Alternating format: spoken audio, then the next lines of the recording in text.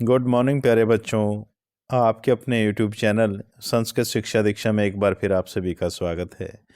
प्यारे बच्चों, आज हम इस वीडियो के माध्यम से 10वीं कक्षा का सेट ए पढ़ेंगे। ये परीक्षा की दृष्टि से बड़ा ही महत्वपूर्ण है। इससे पहले भी मैंने सेट डी पर एक वीडियो बनाई है। यदि आपने वो वीडियो नहीं देखी है तो चैनल की प्लेलिस्ट में जाकर आप उसे देखिएगा। वो वीडियो भी परीक्षा की दृष्टि से बड़ी ही महत्वपूर्ण है। तो प्यारे बच्चों, आइए अब इस सेट ए की वीडियो को शुरू करते हैं। तो प्यारे बच्चों, इसमें पहला ही प्रश्न दिया गया है, युष्मद्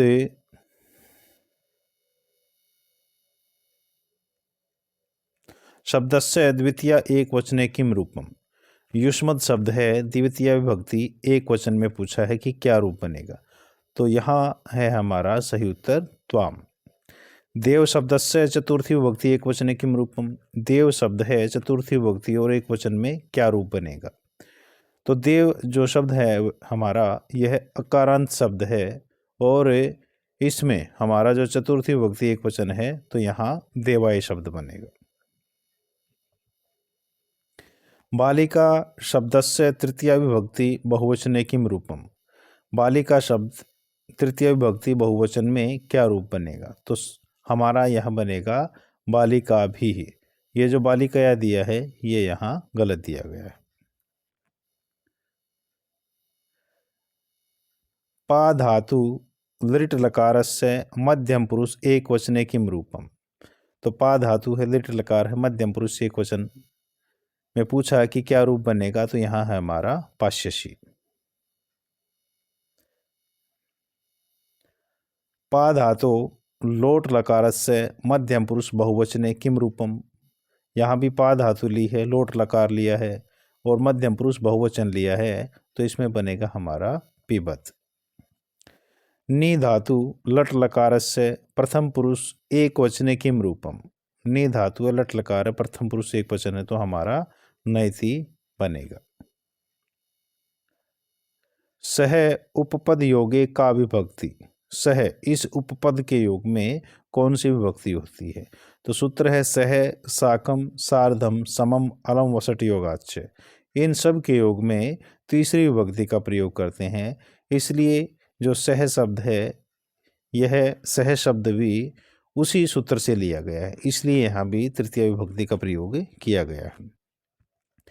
प्रति उपपद योगे का विभक्ति। प्रति इस उपपद के योग में कौन सी विभक्ति होती है। तो यहाँ भी हमारी द्वितीय विभक्ति है।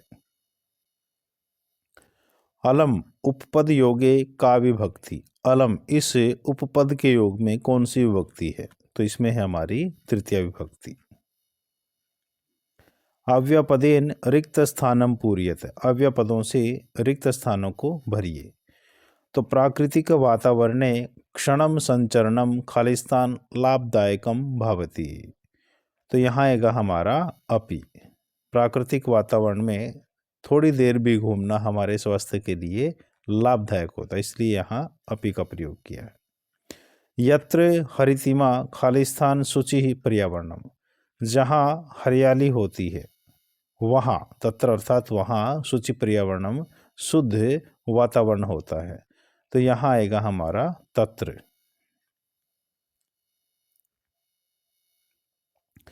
शरीरम पदस्य पर्याय पदम लिखते। शरीर इस पद का पर्यायवाची पूछा है, तो यहाँ है हमारा तनु। कुटिलम पदस्य पर्याय पदम लिखते। कुटिल इस पद का पर्याय पद लिखिए, तो इसका बनेगा हमारा वक्रम। मूर्ख अस्य विलोम पदम वर्तते। मूर्ख इसका विलोम पद पूछा है, तो इसका है हमारा विद्वान। निर्बल पदस्य किम विलोम पदम। निर्बल इस पद का विलोम पद, तो यह है हमारा बलि ही। कह जमा अपि इति पदे किम संधि पदम। कह जमापि, तो इसका संधि पद पूछा कि क्या बनेगा, तो इसका बनेगा हमारा कोअपि। ग्राम गत अत्र किम विग्रह पदम। ग्राम गत इसका विग्रह पद क्या है, तो इसका बनेगा हमारा ग्रामम गतः इति ग्राम गतः। पंचानां पात्राणां समाहार अत्र किम समस्त पदम। पंचानां पात्राणां समाहार, इसमें समस्त पद पूछा है तो इसका समस्त पद है हमारा पंचपात्रम। कथा इति पदस्य विशेषण पदम चिनुते हैं। कथा, इसका विशेषण पद चुनिए तो इसका विशेषण पद है हमारा श्लाघ्यः। कज्जल मलिनम धूमम अत्र किम विशेष्य पदम। कज्जल मलिनम धूमम, इसमें विशेष्य पूछा है तो इसका विशेष्य बनेगा हमारा धूमम। और यदि यहाँ विशेषण पूछे तब हमारा विशेषण बनेगा यहाँ कज्जल मलिनम, ये हमारा विशेषण होगा। और विशेष्य पदम धूमम हमारा विशेष्य पद है। वर्णीय इति पदे कह प्रत्यय। वर्णीय, इसमें प्रत्यय पूछा है कि कौन सा है तो इसमें हमारा अनियर प्रत्यय है। अनियर का अनिय बसता है, इसलिए वर और अनियर वर्णीय बन जाता है। जातम अस्मिन पदे कह प्रत्यय। जातम, इसमें प्रत्यय पूछा तो इसमें हमारा कतय प्रत्यय है। सलिलम इति पदस्य समानार्थक पदम अस्ति। सलिलम, इसका समानार्थक पद पूछा है तो यह है हमारा जलम। गवाश्च पदे संधे नाम किम। गवाश्च पदे, इस पद में संधि का नाम बताइए तो इसमें बनेगा हमारा विसर्ग संधि। प्रसीदति अत्र कह प्रत्यय। प्रसीदति, इस शब्द में प्रत्यय बताइए तो इसमें है हमारा प्र। प्रकृति अत्र कह उपसर्ग।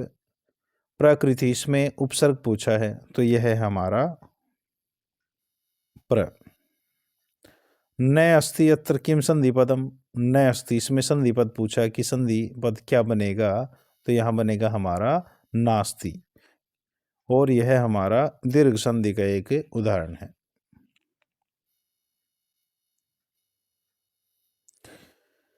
20 स्थाने संख्यावाची पदम चिन्हित है। 20, इसके स्थान पर संख्यावाची पद चुनिए तो इसके 20 जो है इसकी संस्कृत होती है विंशति। उसके बाद प्यारे बच्चों, घटिकाम दृष्ट्वा रिक्त स्थानम पूर्यते। घड़ी को देख करके रिक्त स्थानों को भरिए। तो घड़ी में अभी 8 बज गए हैं। तो विद्यालयम गच्छति छात्र खालिस्तान वादने, तो इसमें आएगा हमारा 8, क्योंकि यहाँ घड़ी में 8 बजे हुए हैं, इसलिए यहाँ हमारा अष्ट आएगा। यहाँ घड़ी में 3 बजे हुए हैं तो छात्र है खालिस्तान वादने गृहम आगच्छति। तो जो छात्र है वह खालिस्तान वादने गृहम आगच्छति, मतलब घर आता है। कितने बजे, घड़ी में कितने बजे हैं, 3 बजे, तो यहाँ हमारा त्रिवादने बनेगा। रचनात्मकम कार्यम पत्रम पठित्वा मंजूषातः उचित पदम चित्वा रिक्त स्थानम पूर्यते। पत्र को पढ़िए और पेटी में से उचित पदों को चुन करके खाली स्थान भरिए, ये कहा है इन्होंने। तो ये पत्र दिया गया है, इस पत्र में दिया है सेवा में प्रधानाचार्य महोदय राजकीय उच्च विद्यालय हिसार है। खालिस्तान दिया है सादरम नमो नमः। अहम छात्रावासम खालिस्तान प्राप्तवान, मैंने छात्रावास को प्राप्त कर लिया है। इसमें प्रकाश आगमनाय, मतलब प्रकाश आने के लिए खालिस्तान है। अत्र यहाँ सुप्रबंध, यहाँ अच्छा प्रबंध है। काफी चिंता न कार्य, आप किसी भी प्रकार की चिंता मत कीजिए। मातृपादयो प्रणामस्तु, माता पिता के चरणों में मेरा प्रणाम। तो इसमें खालिस्तान जो दिए हैं, यहाँ हमारा ये पेटी दी है इन्होंने एक मंजूषा, इसमें से भरने हैं। यह पहला खालिस्तान दिया है, इसमें आएगा हमारा पूज्यपाद है। अहम छात्रावासम खालिस्तान प्राप्तवान, कि मैंने छात्रावास को सुखेन आसानी से प्राप्त कर लिया है। अस्मिन, इस छात्रावास में क्या वायु प्रकाशस्य च आगमनाय, वायु और प्रकाश आने के लिए वातायनी संति, अर्थात क्या है, खिड़कियां लगी हुई हैं। अत्र पानासनयो सुप्रबंध है, यहाँ खाने पीने की चीज़ों का भी अच्छा प्रबंध है, तो इसमें आएगा हमारा पानासनयो।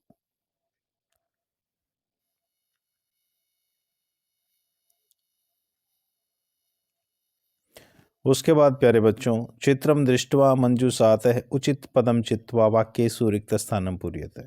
इसने कहा कि चित्र को देखिए और पेटी में से उचित पदों को चुनिए और वाक्यों से रिक्त स्थानों को भरिए। तो ये रिक्त स्थान यहाँ दिए गए हैं। अब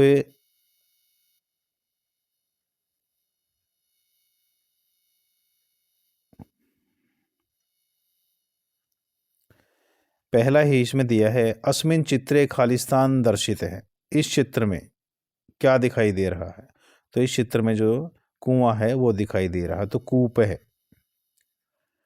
शस्क है, खालिस्तान एकाम कल्पिताम कथाम श्रावित्वान।